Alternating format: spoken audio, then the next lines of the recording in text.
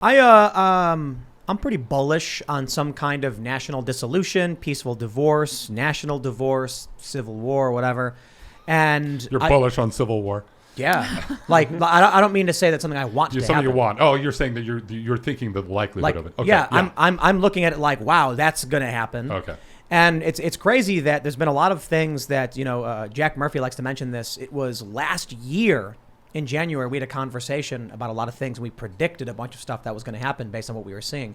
And I remember Jack hitting me up being like, dude, you need to go back and watch the episode we did. It was like the first guest we ever had. Oh, yeah. And he was like, we predicted a lot. And I was like, really? And he's like, yeah, dude. And I was like, wow. So I see these things in media, and I think one of the things about it, there are a lot of people who tell me I'm crazy for bringing it up, but now it's starting to change. Man, I thought it was so funny. I'm not afraid to speak my mind and give my opinions, even if people think they're dumb. Like when I was like, I didn't like Dune. Everyone's like, you're insane. Dune's the greatest movie. I'm like, I don't care if I feel a way, I'll say it. Back in the day when I used to talk about Civil War, people would be like, you're nuts. It'll never happen. Now I have people being like, so you've been talking about Civil War. Like I did Russell Brand's podcast, and he's like, yeah, you said Civil War. And then I go through all the details. We had a shooting in Pacific Northwest. Let me show you this story so you can explain, so you can understand how I feel. This is a tweet from Max Blumenthal. He's a leftist. And it's from a show, Primo Radical. He says, Noam Chomsky doubles down on his previous call for the state to segregate the unvaccinated from society. Quote, how can we get food to them? Well, that's actually their problem. Let me play this video. When you talk about folks having the freedom to separate if they don't want to abide by these vaccine mandates, what would that look like on a practical level? Does that mean that folks need to just stay home and have like groceries delivered to them? Does it mean like separated communities of folks who are unvaccinated, or just how do you think this would practically play out? Same way as with people who say that I don't want to accept traffic rules. I suppose there were people who said it's an attack on my liberty to make me stop at a red light. It's government overreach. I don't want the state to have that power over my private life. Well, such people they should have the decency to remove themselves from the community. If they refuse to do that, then measures have to be taken to safeguard the community from them. Then comes the practical question that you ask, how can we get food to them? Well, that's actually their problem.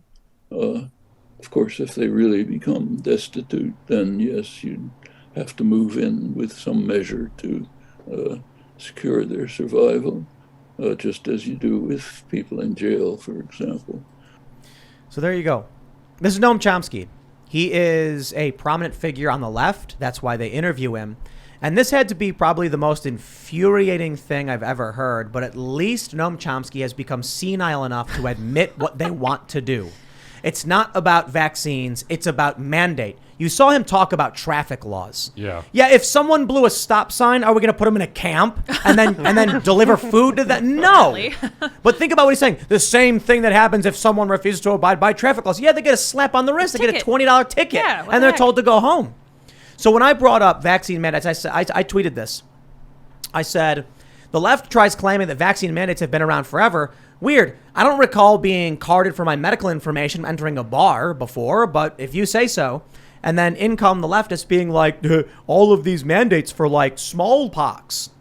Smallpox mandate. Supreme Court ruling, 1905. It was the Jacobson ruling, I believe it was called.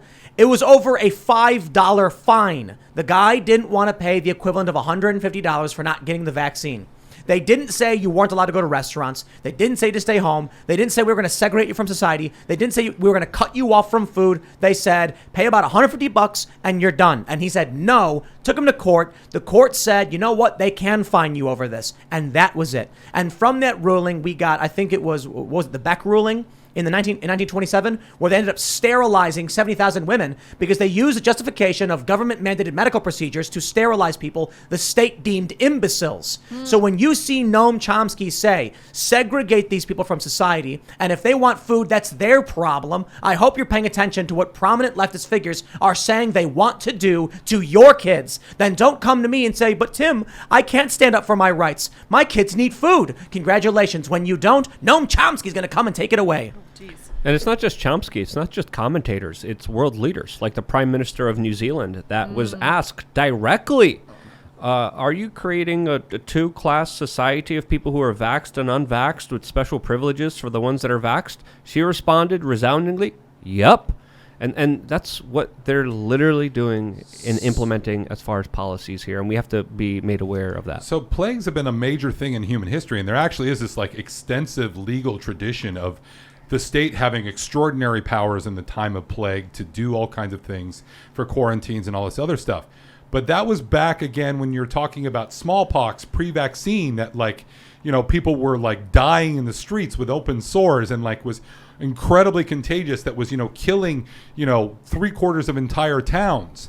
Like the survivability rate of COVID is, you know, extremely high, and they're treating this like it's, you know, again, smallpox pre-vaccine. I mean, it never has justified these kinds of draconian measures. Well, Ian brought up a really good point recently when he asked us about where the line is in terms of vaccine mandates, and I was like, I don't think what we're seeing warrants the kind of mandates they're doing. And then Ian was like, okay, so but if it's Ebola, then their rights be damned. And I was like, it's a good point. You're like airborne Ebola. It's aerosolized and people's insides are liquefying and they're dying. And then I was just like, I think about it and I'm still like, then you should isolate yourself from everyone else if you don't want to take those risks, which brings me back to the original ruling that the left tries to cite. And I'll say two things. One, they said, if you don't get the vaccine, it is a $5 fine. Yeah. Just like if you blow a red light, they say it is a $50 ticket. $5 back then was about $150 now, as I stated. So for Noam Chomsky to say the same thing that happens. The other thing they bring up is schools, MMR vaccines. Yeah, if I want to go to McDonald's for a cheeseburger, I don't have to present my cards because of schools. Yeah. Still something completely different.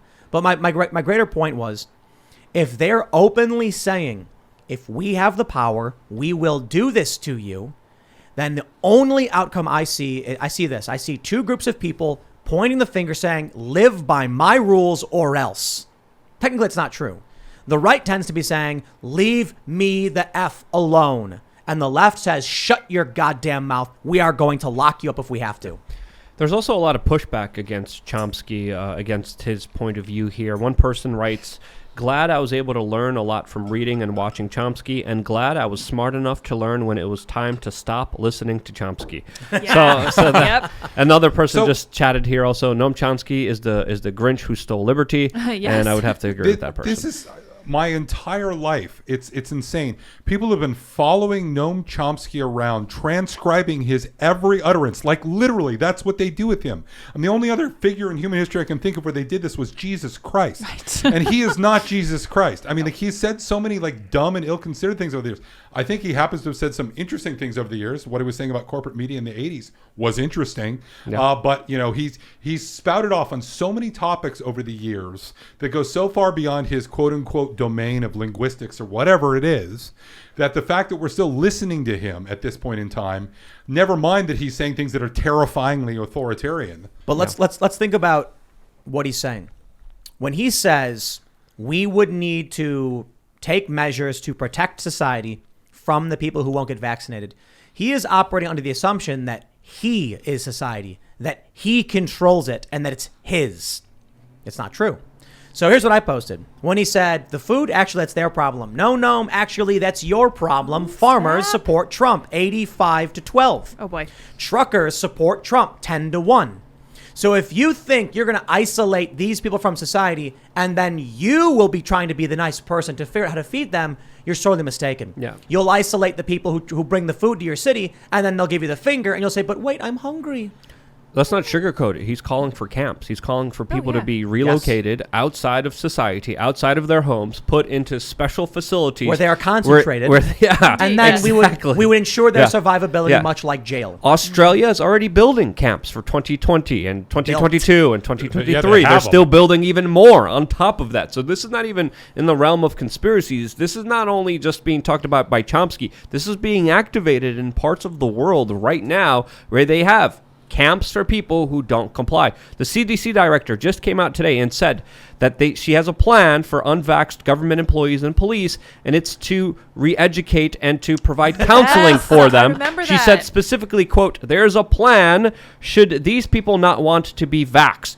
What's the plan? What's the exact details? She didn't really get into all of If that. you're using the word re-educate unironically, I mean, you're the bad person here. You see that New Zealand Prime Minister lady? Yeah, Yeah. no, I saw that. When she was asked by a reporter, "Are you going to be creating two classes of people?" Yes, that's exactly what we're doing. Yes. I think it's cool. They're not even hiding it. No, They're yeah. so emboldened by the mainstream media cheering them up and blowing smoke up their tuchuses. Family-friendly show. I would have and said something else. Let's also not forget that they're shifting the definition of what's vaxxed now. Yeah. Mm-hmm. Now all of a sudden Right. it's going to include, you don't have your 7th booster for the, Yeah. Omicron. Just like they University- shifted the variant. definition of- for herd immunity as well. They slowly Univers- and surely destroy the language. University of Denver flu vaccine mandate. Mm-hmm. I'm just so astounded that we as a species can make so many movies, books, shorts about apocalyptic futures and nightmare dystopias, and right now we're living in one, and people are like, this is fine. Seeing that story about Noam Chomsky, and then seeing people, high-profile blue check marks, agreeing with him, you realize who the Nazis would have been. Well, there's also something here, which is just that our culture is so empty and devoid of meaning here. Now, look, I'm just speaking as a Christian. I live for things other than what my government does on a day-to-day business, on a day-to-day, on a day-to-day basis. But the fact that these people are the number one thing that they're afraid of is just dying constantly. You know what? I'm not afraid of dying, and I'm especially not afraid of dying for something I believe in. And once upon a time, that was the dominant attitude in America. People had things they were willing to die for.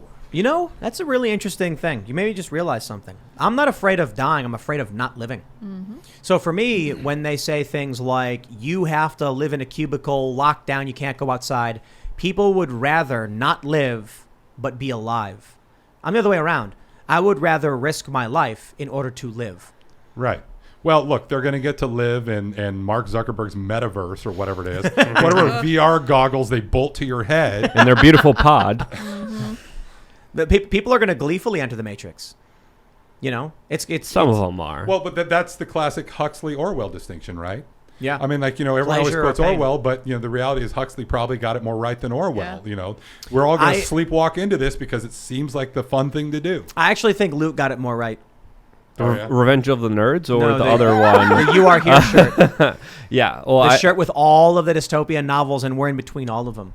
Because it is government overreach, but it is the pleasurification. It also is the censorship, like Fahrenheit. It also is V for Vendetta. Right. yeah. That's the funniest part of it. Very accurately, there's so many things in those movies that are playing out in true life. It's kind of We must- off-stunning. Why We are must we live in a so good at simulation. predicting all of this, but so terrible at reacting to any of it? And why do people cheer on the people fighting against the big tyrannical governments and corporatists, but yet and in the real world they're cheering them on? This is Well, yeah, my- like this is my- Julian Assange, but then Trump was like, I don't know who Julian Assange is. Well, This is my favorite point to make about the original Threw him Star under the Wars, A bus. New Hope. I always ask people, like, you're a fan of Star Wars? Yeah, sure. You like the A New Hope? The original one, Yeah, like the very first one original that came out. trilogy, yeah. You think a story about a bunch of religious zealots who come from a desert, take a cargo plane, and blow up a military base is a cool story? I mean, I guess, but I was also raised Mormon, so. Perspective is the exactly. is, So my former colleague Jonathan Lass is the guy that wrote the famous essay about how the Empire were actually the good guys, right? That got a lot of traction back in the day. Yeah, I mean, I totally see where you're coming from with that. I'd love to do a series of short films, villains as the good guys. So we could do a ton of different movies and do like a 5-minute short film where it just breaks down, does like a quick, overview of the bad guy's actually the good guy. And Darth is like, I tried for so long. Just with like you, Luke. Just I like tried. Just like that Karate Kid video on YouTube that describes Karate Kid, but in a totally different light and perspective. right. And but they made a show about it. Yeah. Yeah, And that was the Cobra basis Kai, for Cobra basically. Kai, yeah. But Darth Vader, he's a disabled veteran, bro. There you go. He's a war hero of the Clone Wars. If you joke about it There enough, was- it just may come true. There was a galactic civil war, and he lost his limbs fighting against religious zealots to save, what the government in shambles. Now, of course, we know the Emperor was secretly fomenting all of this stuff. That's besides the point. Darth wasn't in on it. Well, Mark He was a asked the tool. question why we're so good at like coming up with these stories, but we're so bad at reacting to them. And I think that is because people who create art have a much deeper understanding of human nature than the people who make our policies. Because looking at the way Democrats are trying to handle this pandemic, they are assuming that people are going to go along with them if they force them to do it. Like, have you ever met an American? That is not a good way to get an American to do anything, but they're trying. Look at these protests in New York. Have you seen these crossing the bridge chanting "Let's go, Brandon"? Exactly. And the day before that, the Kyrie Irving protest outside of the Barclays Center, where they stormed in to try to get into the Barclays Center, and they pretty much had a lot of people out there, all chanting "Let Kyrie play." I'm glad the fight in this country isn't dead. But having said that, I don't know. Maybe this is my age and stature talking, as it were. But I have a feeling that even 25 years ago, so much of what we're seeing would have been a non-starter. And not just because of the technological stuff that enables this, but simply because the cultural attitudes were like so much stronger in terms of. And people were stronger, healthier, happier, and had more families. And now we have a lot less of that. But then all of the mainstream stuff would have been put on ABC, and it would have been fact. We would have thought, millions of people have been this and that, and like all this. No, he's right. Vietnam War. I mean, there was a huge pushback but that was, against they that. realized the mistake. They realized the mistake they made by putting cameras there, so they didn't do it for the first Iraq War. They decided not to show the doors getting kicked in. In the first Iraq War in the 90s? Yeah. They showed like a news reporter sitting on a tank driving through the desert, but they didn't show like kids getting mowed down in their houses and stuff as the soldiers were kicking the doors in and white phosphorus. There was an age of muckraking journalism that did make a big impact. But it's hard to kind of weigh these things. It's hard to really assess them by not living through them and only having the reports from what happened of the reports, not the actual events. So it's hard to say exactly what was the lynch point, if it was the media, if not. And I think it's impossible to answer those questions. Thanks for checking out this segment from the Timcast IRL podcast. If you want to watch live, you can check out this channel Monday through Friday at 8 p.m. And don't forget to smash that like button, subscribe to this channel, and if you want more unfiltered and uncensored content with all of these guests, go to timcast.com and become a member. All of these guests you know and love in exclusive segments on our website where we are unrestricted in what we talk about, so you'll definitely not want to miss it. Thanks for hanging out. We'll see you all next time.